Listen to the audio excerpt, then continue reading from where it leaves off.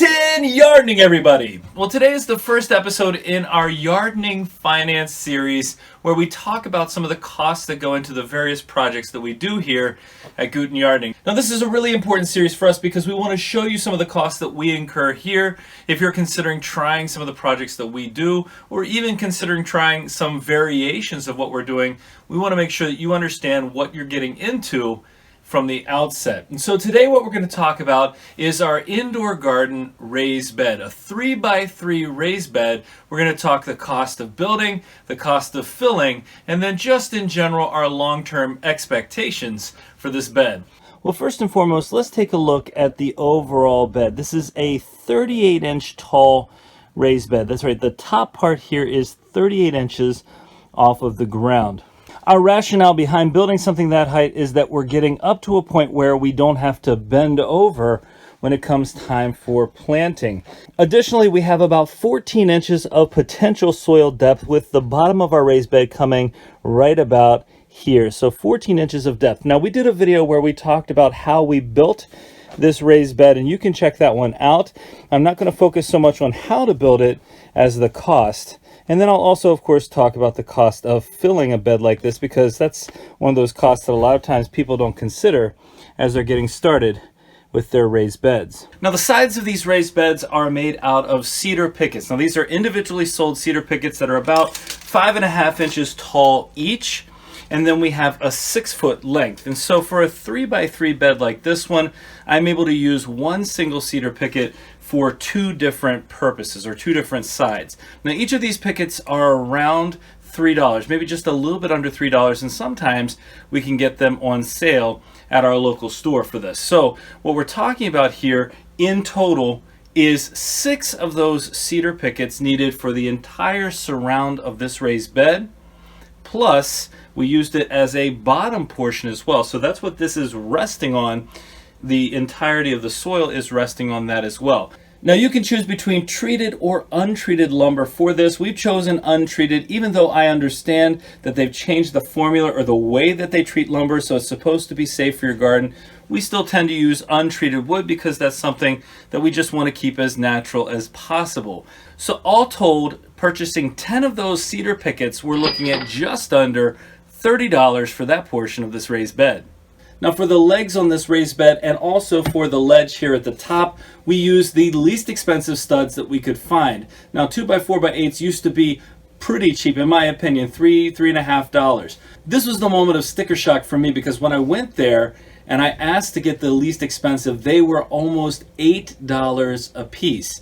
Now, you know the price of lumber has fluctuated. If you try to build anything in the last year and a half, you know it's gone way up. The legs are made out of 2 pieces that are 32 inches each, so we got 1 stud per leg, so that's a total of 4 studs needed. And then here on the top, we got 2 pieces per stud as well, so we needed 2 more. So we've got a total of 6 studs at just under $8 a piece, and we're looking at nearly $48 for the studs. So basically what I'm trying to say is the sides of this raised bed and the base of the raised bed were less expensive than the legs and the top, because those 2x4s, well, they've just gone up in price drastically. We also had a couple of extra 2x4s that we put across the base here for additional support, so that we wouldn't be having all of this weight on something that was going to give way over time.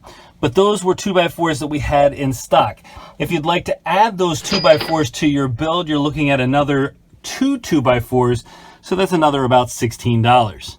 Now, solving our drainage problem took me a little bit, because we didn't want to do anything that would cause there to be any holes in the plastic. You can actually see there's plastic right on the other side of here.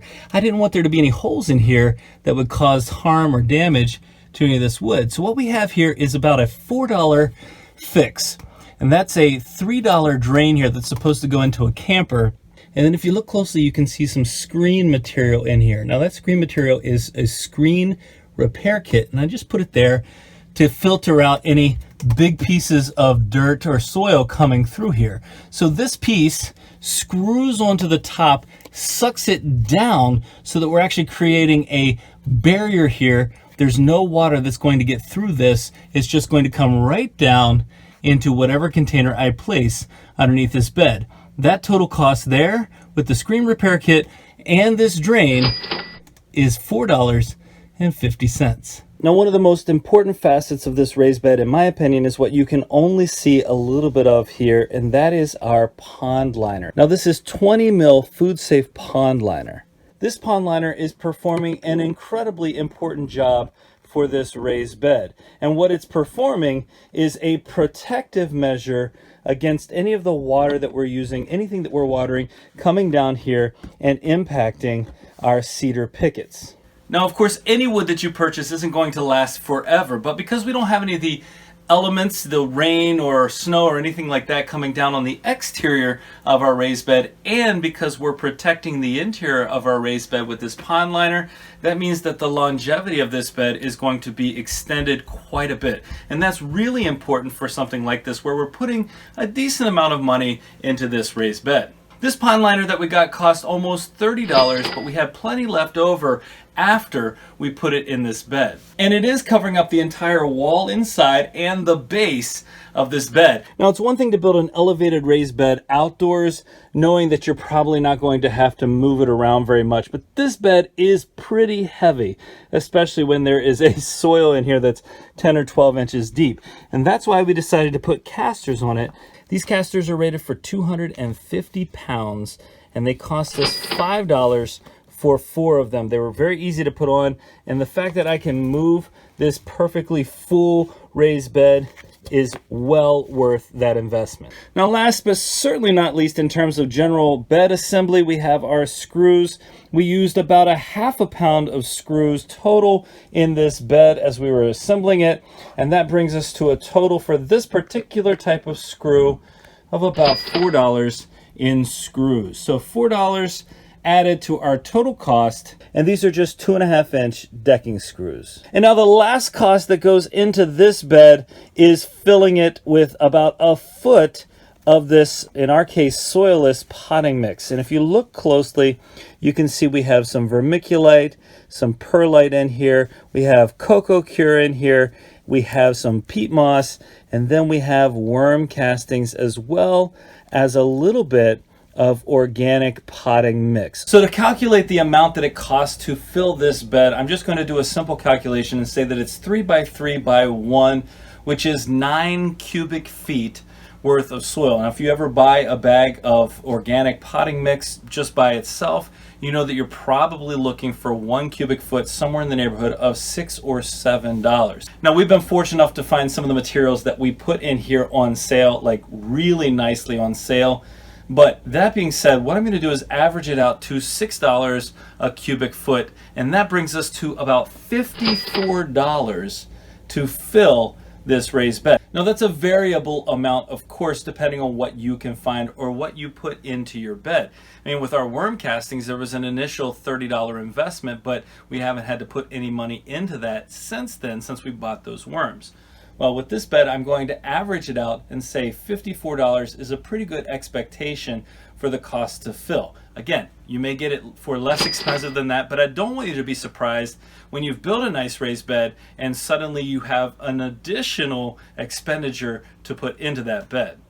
Now, there are a couple of other things that I didn't talk about. For one, we raised that bed high enough that we can actually put some lights on, some strip lights on underneath, and we can grow underneath the bed as well. So it's not like we're just limited to what's in the bed. We gave it plenty of depth so that we weren't limited to the varieties that we can grow into it. And we have, as I said, covered it with this nice heavy-duty food-safe plastic.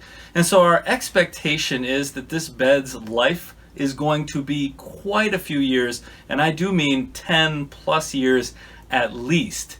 And it's incredibly versatile. If you look at what we grew last season in this bed, there were so many different varieties, from potatoes to bok choy to kale. I mean, just in general, we tried our best to expand and grow a lot of different things in there to make that experience of building it worthwhile. Now, that expenditure is something that up front seems like a pretty good amount of money, and it's something that I think in the long term is going to pay for itself, based on the fact that we can grow in this indoor area all year long if we want to. And again, I don't foresee any real damage to that bed. So what do you think? Is this type of project worthwhile for you? We've been using this type of lumber on the exterior of our raised beds for the last 4 or 5 years, and the beds that we have outdoors using the same untreated lumber are still going quite strong, looking really nice. Now hopefully what you're able to do is to look at the expenditure on this bed and extrapolate from that into what you might be paying if you're trying to build something similar. Well, we hope you enjoyed this episode of our Yardening Finance series. We have plenty of more videos in this series to come. And again, if there's something that you'd like to see from us or one of our projects that we're working on and you'd like to know more, leave us a comment and let us know and we'll see what we can do. If you enjoyed this video and found it informative, don't forget to give us a like, leave us a comment, remember to share and subscribe, and most importantly, remember, when you're with us, you are good to grow.